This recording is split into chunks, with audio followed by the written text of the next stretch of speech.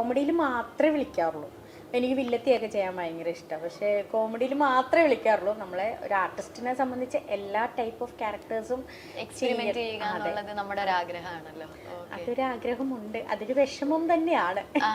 Okay. അപ്പം ഇത് എന്താ പറയുക, നമ്മുടെ ഇന്റർവ്യൂ കണ്ടിട്ടോ അല്ലെങ്കിൽ അല്ലാതെ എപ്പോഴെങ്കിലും നല്ലൊരു, അതായത് ആഗ്രഹിക്കുന്ന പോലത്തെ കോമഡി അല്ലാതെ വേറൊരു ഷെയ്ഡിലുള്ള ഒരു ക്യാരക്ടർ അഞ്ജനയുടെ അടുക്കലോട്ട് എത്തട്ടെ. പക്ഷേ എപ്പോഴും കോമഡി തന്നെയാട്ടോ കംഫർട്ടബിൾ. ചിരിപ്പിക്കാനല്ലേ പാടഞ്ജന? അത് പാടാണ്, അതിപ്പോ നമ്മള് ചളുവൊക്കെ അടിച്ചാലല്ല കുഴപ്പ.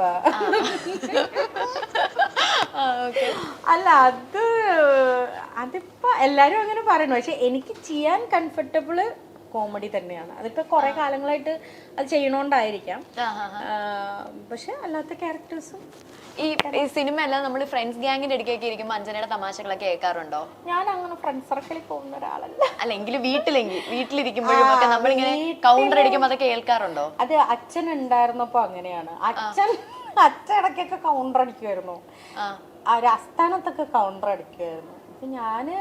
ഇപ്പൊ ഞങ്ങളുടെ നെയ്ബേഴ്സിന്റെ അടുത്തൊക്കെ നിൽക്കുമ്പോഴോ അല്ലെങ്കിൽ നമ്മൾ ട്രാവൽ ചെയ്യുമ്പോഴൊക്കെ നമ്മുടെ അല്ലാതെ ഇങ്ങനെ ലൊക്കേഷനിൽ ഇരിക്കുമ്പോഴൊക്കെ എന്തെങ്കിലുമൊക്കെ ചളവൊക്കെ അടിക്കും. ഒരു യൂട്യൂബ് ചാനലൊക്കെ തുടങ്ങാൻ പ്ലാൻ ഉണ്ടോ?